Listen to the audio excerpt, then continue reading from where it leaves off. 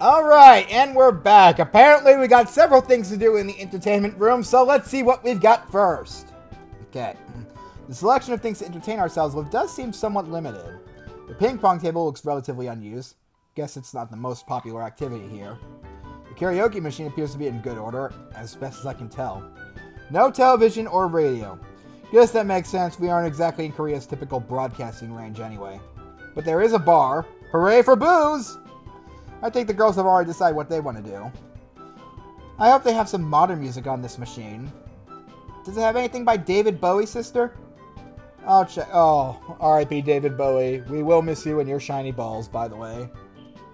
What am I saying? That happened like 2 years ago. He's been gone for a while, but anyway. At first glance, it doesn't appear to. Heathens! Best modern singer ever! Modern? What years do you guys think? I take a look at the track listing.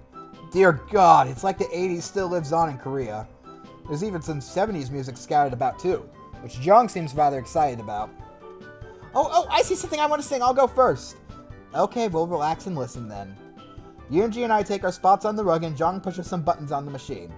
A few seconds later, she's singing a lively rendition of some 70s pop song, and what's more, she's really good at singing. Not a huge fan of the genre, but can't help but get a little funky to Jung's singing.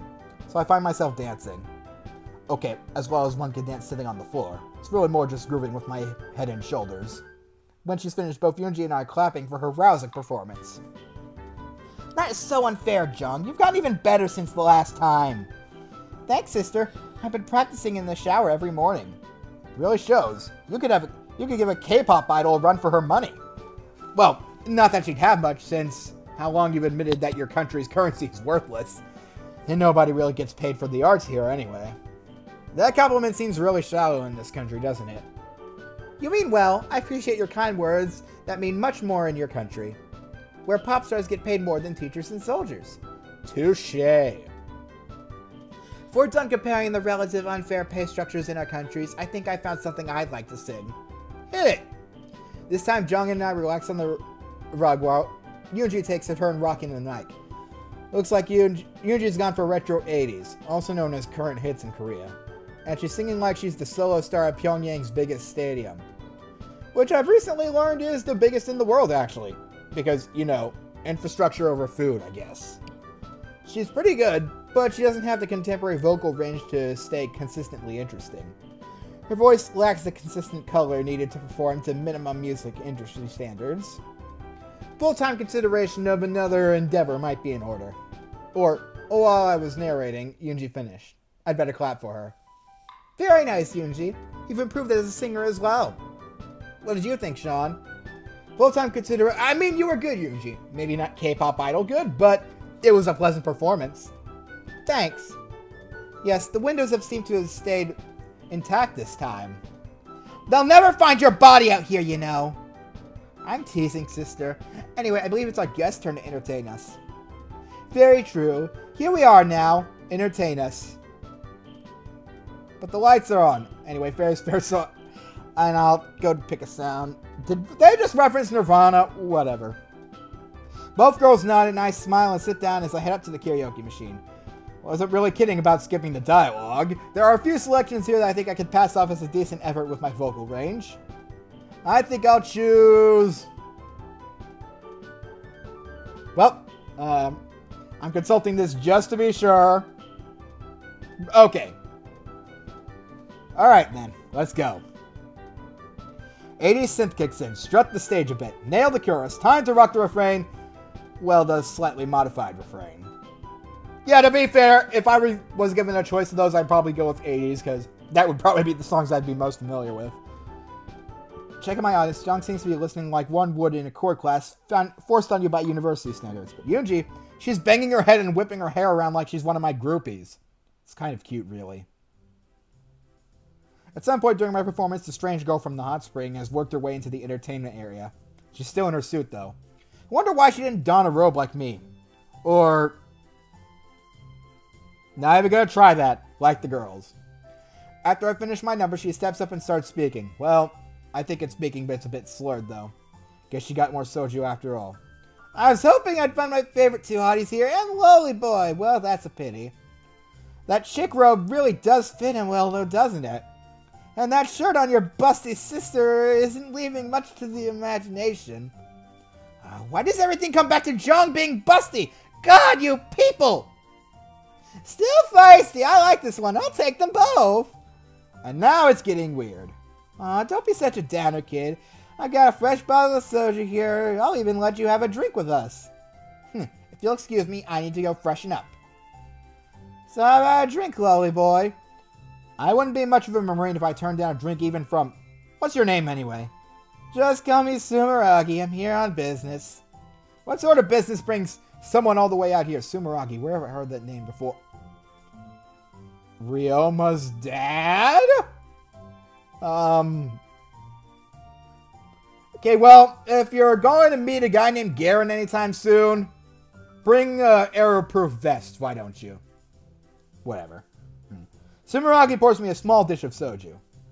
Import-export, though, what I really deal in are secrets. Maybe I even know all of yours.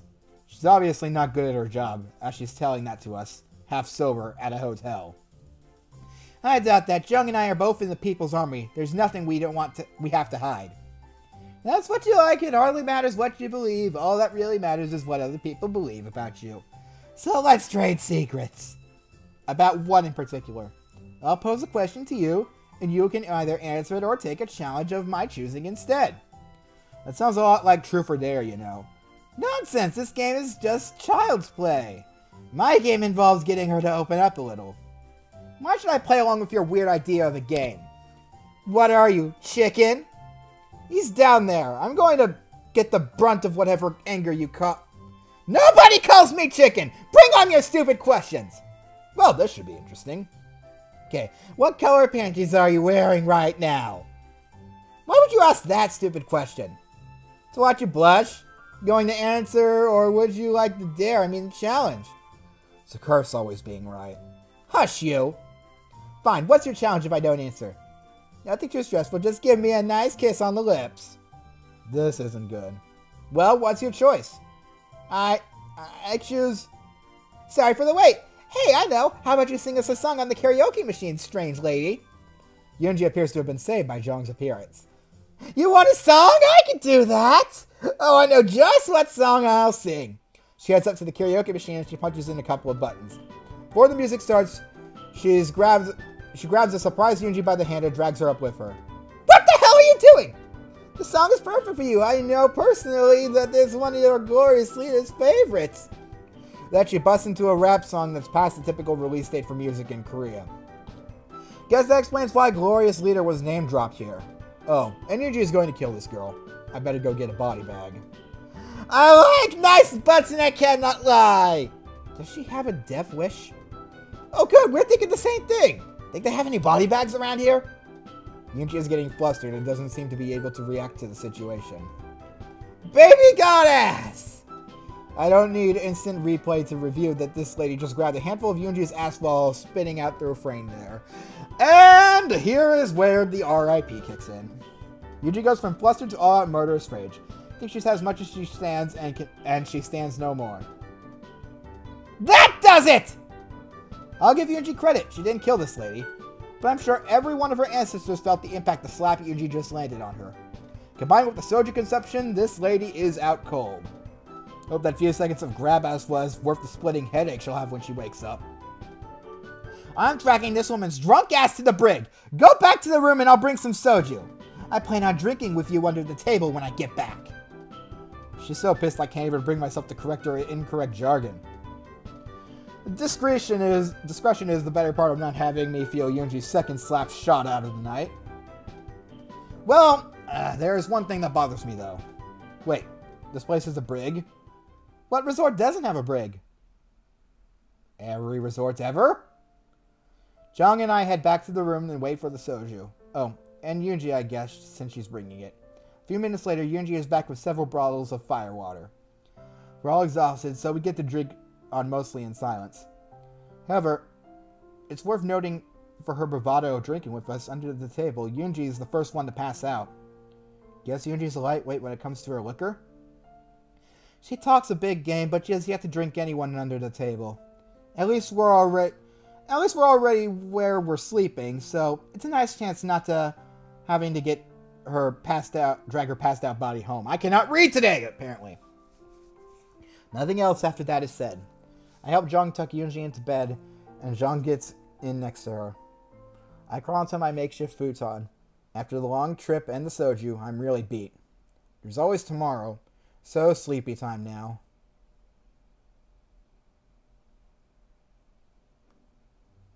Yunji, quickly now. Wake up Sean. We're not so far behind that we won't get to do much today if we don't get moving. How'd this happen? I'm sure I left a wake-up call at the desk. I don't know, but get him up quickly. Maybe we can still go see the Rimyangsu Falls before heading back home. Understood. Sean, wake up now. No, wakey. I haven't heard of Vale yet.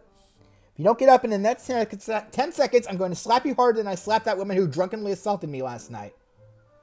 I'm awake, you leave my handsome face all alone.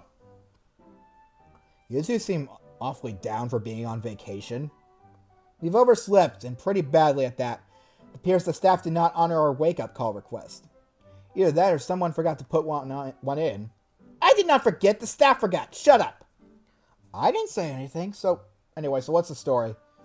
The last train to Pyongyang leaves at an earlier time today, so we won't have much time to do much of anything. I was thinking after breakfast we could go see Ryong...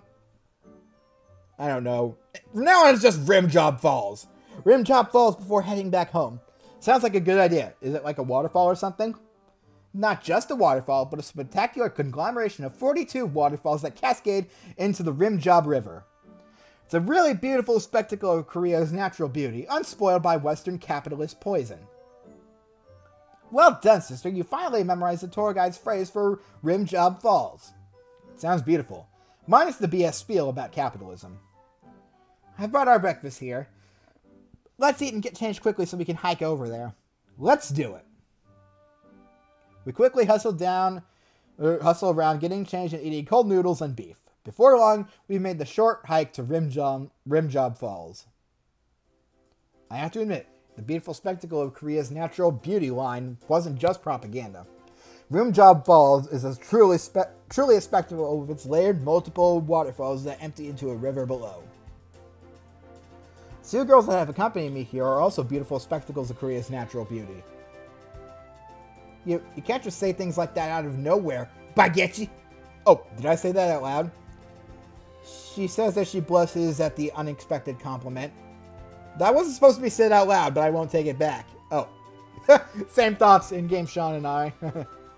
Mama didn't raise a liar. Well, at least not a very good liar. I'd fail in politics. It's not like I hate being called beautiful and being compared to a gorgeous waterfall. Wait, you're blushing too, sister! No, that's just a sunburn. No way, we haven't been out here for long enough. And besides, everyone knows the hole in the ozone layer is only over evil countries like America and Nippon. I don't think that's how the ozone works. Okay, yes, I'm blushing, but at least I'm not acting like a tsundere. You two keep saying that word, but I have no idea what it means. Basically means you're terrible at expressing your honest feelings, so you act like an ice queen. But when people finally break through, you show you're a nice, caring person. I still don't understand. But don't worry about it. Half the otakus of the world will love you for it. And the other half, and Cameron is part of the latter half, I take it. Cameron hates tsunderes. Well, most tsunderes. He likes Vegeta. And the other half that will still check out your CGs anyway. Well, there's... Cameron, he's calling you out. In-game Sean's calling you out. Now that's settled, what do you think of the waterfalls? It really is beautiful. It's not as high as Niagara Falls, but the way there are so many of them in layers is truly breathtaking. As I'm watching the waterfalls, I hear something plink into the river in front of us. Turning to the side, I note Yunji appears to be praying. Not too soon after, I hear a plink from the other direction, and sure enough, Zhang is also praying. Making wishes. Yes, I know it seems a tad childish, but it's kind of fun. Perhaps you should make a wish, maybe for love or personality to develop. Guess it couldn't hurt. I could wish Yunji to be nice. Don't you want to make your wish on something that might actually come true? It seems two passengers have forgotten who's driving the car back to the train in a little bit. Right. Anyway, I'll make a wish. Well, I I know what I'm wishing for, because she deserves happiness. I pull out a euro from my pocket. Looks like this one is from Greece. But if I gave this back to the Greek government, it would double what they have in their bank account. As I toss the coin to the river, I whisper a wish for Yoonji's happiness. Why did you waste a wish like that? But I'm grateful you thought of me. I forgot my whispering tends to be a bit louder than other people's. Oh well, Yoonji seems happy, so it's fine. We'd better make our way back and get to the car. If we miss the train, it'll throw everything off schedule and you might not make your flight home. Oh yes, it is getting close to your departure date, isn't it? It is, unfortunately. I've enjoyed spending this vacation with you. Maybe sometime in the near future you can both come to America and visit where I live. That would be nice, I think, but I believe it would be hard for us to get to America. Travel to foreign countries, especially enemy countries, is frowned upon in Korea. We would need outside help in order to get to America. I don't know if there's much I can do, but if I can help in any way, I will. I believe you would. That makes me happy to hear that. Maybe someday we'll take you up on that offer. But for now, let's go back home. The hike back is uneventful, and as soon as we get back, we gather up our things and head back to the car. I'd like to say Yoonji's driving has improved, but as stated, I'm a terrible liar. Before long, we're back on a train to Pyongyang. It's not all that crowded, but the silence is uncomfortable. Can't shake this feeling that something is going on with these two that they aren't telling me. At any rate, Jung is reading and Yoonji is sleeping. Sleep sounds like a good idea. I figure we're going to do something special for the last day before I head back to the States. Best be well rested for it.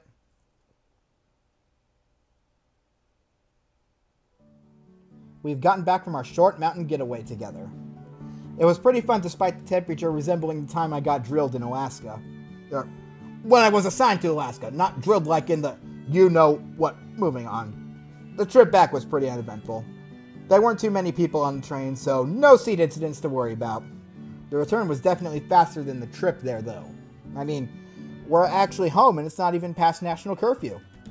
As soon as we got home, the girls retreated to their rooms, so I didn't waste much time getting into bed. Since I'm heading back to America soon, I didn't really see the need to unpack my bag from the trip. So now I'm just laying here on bed contemplating if I should go say something to the girls or just fall asleep for the night. Knock, knock, knock. Guess there was a third option after all. Wait until one of the girls comes to see me. I'm decent. Come in. And on that note, I think we'll leave off here. And next time, I think it's time we're finally getting to the end of the game. So, I'll see you guys next time for the last episode of Stay State Democratic People's Republic of Korea. I just hope it's not going to take 40 minutes. See you guys next time. Laters.